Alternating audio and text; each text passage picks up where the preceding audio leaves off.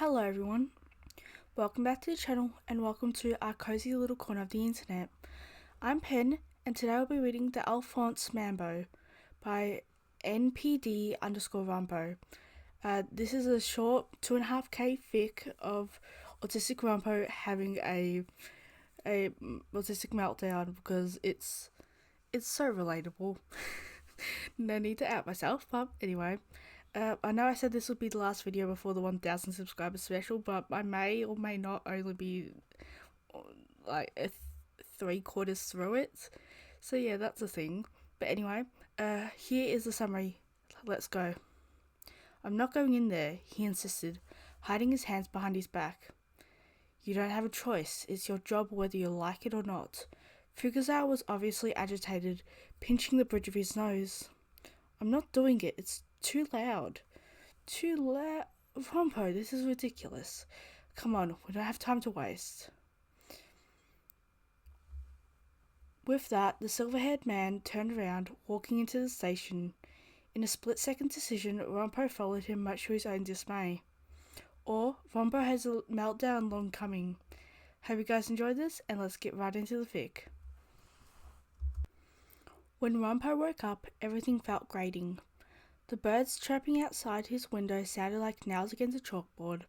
He could hear Fukazawa cooking breakfast. Every clink of metal felt like a flick directly to his brain. Okay, so it was going to be one of those days.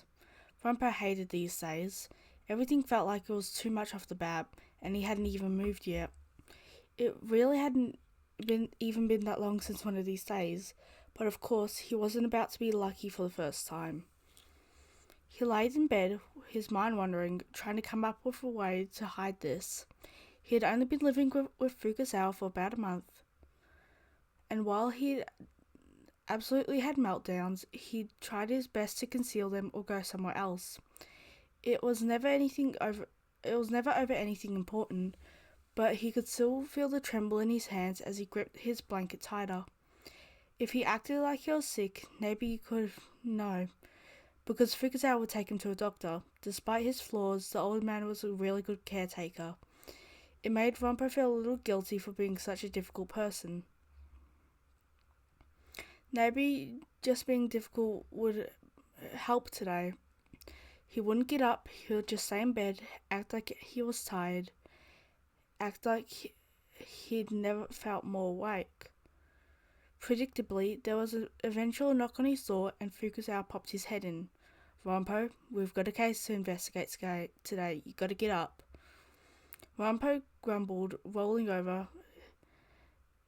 He had to play up his irritation. Fukazawa just sighed.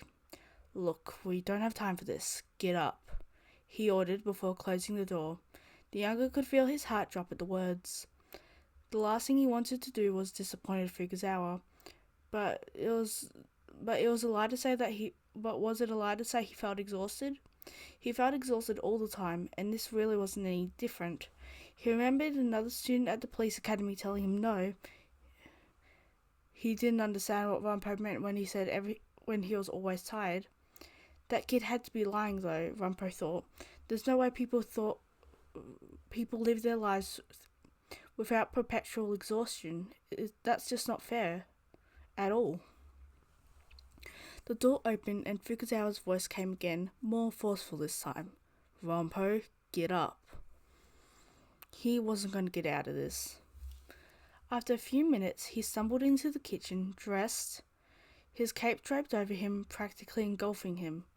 Ah, there you are. I made pancakes, Fukazawa said, a little less sternly than before. I'm not hungry, Ranpo grumbled, climbing onto one of the stools and laying his head on the kitchen counter. He could feel the questioning gaze from the older man as the older man was giving him, but he didn't look up. Are you sure? Very sure. When are we leaving? I don't want to be out long. Fukazawa sighed, and Ranpo could tell he was already irritated. If you're not going to eat, then we can leave now. Get your shoes on. The kid did it as he was told, pulling on his shoes and obediently following Fukazawa out of the apartment and into the city. Instantly there were too many noises. Driving the driving of cars on the road beside them, the dogs barking from behind the doors of houses, the incessant chatter around them. All of it was way too much. Ranpo clutched his hands together, digging his nails into the soft flesh. They made it to the train station before he stopped completely, blood trickling hot down his fingertips. I'm not going in there, he insisted, hiding his hands behind his back. You don't have a choice. This is your job, whether you like it or not. Fukuzawa was obviously irritated, pinching the bridge of his nose. I'm not doing it. It's too loud. Too loud? Ranpo, this is ridiculous. Come on. We don't have time to waste. With that, the silver-haired man turned around, walking into the station. In a split-second decision, Ranpo followed him, much to his own dismay. Of course, the train station was somehow louder than he thought it would be. He clutched onto one of Fukuzawa's sleeves, making the older turn to look at him, but ultimately he didn't say anything. Through the endless chasms they went, Ranpo swore that they were going in circles until they ended up at a platform, waiting for the train to come. With the lack of a movement, there wasn't anything for Ranpo to do to get rid of all the noise except cover his ears and bite his lip. Fukuzawa noticed and tried to say something, but Ranpo didn't hear him. He saw the older man give up trying to communicate, but stood a little closer until the train arrived. They got seats about dead in the middle of this train. There were people around them on all sides. There were one couple who were loudly talking and kissing each other, and Ranpo was overwhelmed to no end. They were talking about how they were going to get married and how a conversation he could unfortunately hear through his covered ears. Maybe if he tried to tune out one conversation, everything would get quieter. It worked for a little while, but it didn't take long for him to realize that the boyfriend was cheating and taking the girl's money to spend on his side chick. And Ranpo didn't even have the energy to tell her. That made all the noise come crashing back down again. The rocking of the train was starting to make him feel nauseous as he pulled his knees to his chest, tucking his head in them. Eventually, the train slowed to a halt, and he was able to manage to get up, taking a deep breath as he covered his ears once again to deal with the horror of the station.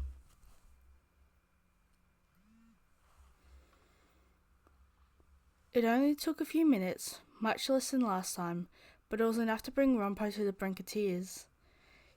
His relief was endless when they emerged into the sunlight, continuing down the road. He could see the familiar yellow tape surrounding the area they were no doubt assigned to, and he calmed down slightly. Oh, Ranpo, there you are. One of the officers called to him. He certainly knew who this was, but his name evaded the detective at the moment. It wasn't important. We have had no luck on this case. What do you think? Ranpo winced as the body came into sight. It was a man in a suit, clearly an office worker from what looked like to be the bank across the road. Bugs had begun to fly around his body, and a lot of it seemed crushed, like it had fallen somewhere high. Looking to the sky, two buildings were possibilities for where it happened. But he knew the leftmost building was locked entry, and the person certainly didn't have the credentials for that, so it had to be the right building. Without speaking, he went up to the right building, swinging the door open to the stairwell. He could hear Fukuzawa chase after him, shoes clicking against the concrete steps. Ranpo, are you alright? You didn't care earlier, Ranpo hissed, his voice coming out a little more broken than he anticipated. Don't bother now, I'm busy. The footsteps began to pound behind the two, conversation cut short by the officers who were following to see the conclusion. Uneasy silence filled the space between the two, and Ranpo didn't bother to turn around once again to just to once again see an unreasonable expression on his face. The door at the top of the stairs opened with a clang, and Ranpo instantly knew what happened. Someone had pushed the victim off the building, presumably someone who he trusted. There was only a real scuffle towards the ledge, and there was pretty clear impressions of the attacker's shoes. This was absolutely able to be solved without his help. If only everyone wasn't so stupid, then... Did you figure it out, Ranpo? One of the officers asks, the group of them standing near the door. Yeah, it was the secretary who worked with him at the bank. The one across the hall, he said, shoving his hands into his pockets. Is that all? Can I go now? Silence fell over the group before suddenly one of the officers stepped forward, particularly in Ranpo's face. The secretary who worked with him is my brother. Are you calling him a killer? He spat. Ranpo frowned. I'm calling him a killer with certainty. Get out my way. He attempted to sidestep the officer, but a fist collided with his chest, knocking him to the ground. Instantly, people were yelling as Ranpo felt the air leave his lungs, coughing and sputtering. Fukazawa was pushing the officer who had punched him back, and he could only hear his attacker screaming about how he was just some stuck-up freak who didn't know what he was talking about. He watched the scene unfold, the same guy who tried to hit Fukazawa and failed. Obviously, the crowd evolved into chaos. Ranpo couldn't take it. He clambered to his feet, slipping down the stairs and away from everyone. He didn't make it very far, only going to near the end of the stairs before sitting down and curling onto himself, sniffing and fighting tears. It was still hard to catch his breath, and his chest was unbelievably sore, but at least it was quiet here, at least for a moment. A set of footsteps made their way down the stairs, stopping beside him. Ranpo, Fukazawa said, voice quiet. I want to go home, the dark-haired boy whispered. He never felt so small in his life. The older man offered him a hand, pulling him to his feet. They made their way to the train station before Ranpo could feel the tears prick at his eyes again. Fukazawa, he whined, terrified. I don't want to go in. We don't have a choice. We don't really have a choice. He sounded remorseful this time, and Ranpo felt terrible for being so difficult all over again. He followed the swordsman in, trying his best to follow closely. He couldn't bring himself to raise his eyes, watching the ground and each way Fukazawa stepped. It was so noisy, Ranpo thought he'd die here. A baby screamed, a piercing sound ringing throughout the whole building, and his head shot up, turning around. He couldn't see where it came from in the sea of people as he turned back to follow Fukazawa again. He found the old man nowhere to be seen. Fukazawa? He whispered, spinning around. Where had he gone? Had he really left him behind? No, maybe it was an accident. Maybe he shouldn't have been so careless. He shouldn't... Ranpo's hands were shaking as he pulled his glasses up to his nose. He hadn't realized he was crying until a hand brushed his cheek and came back. His hand brushed his cheek and came back wet. Someone bumped into him, throwing him off center as he fell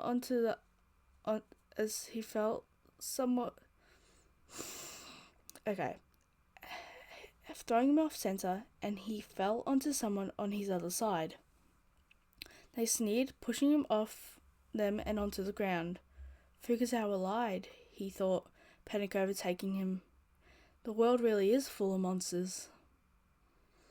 He could feel everyone looking at him as he heard another scream, from somewhere closer this time. It sounded strained as he let out a harsh sob. It occurred to him that he was the one screaming. He tried to stop, but it felt like his lungs had a mind of their own now, sputtering out weak sobs as he desperately tried to catch his breath. Everything was so loud. He was all alone again, stuck in this hell without anyone who cared.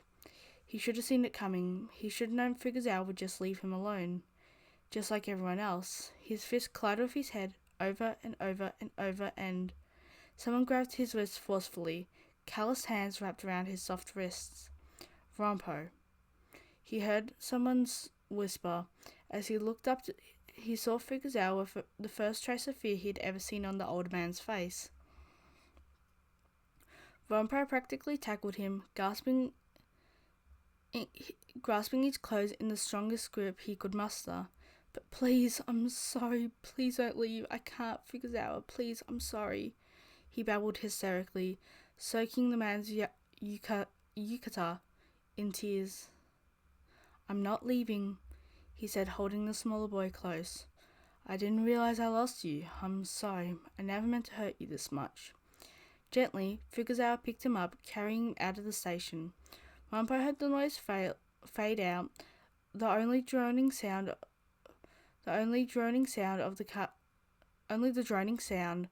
of cars passing by audible now, and it felt like the world had gone quiet while he was in the old man's arms.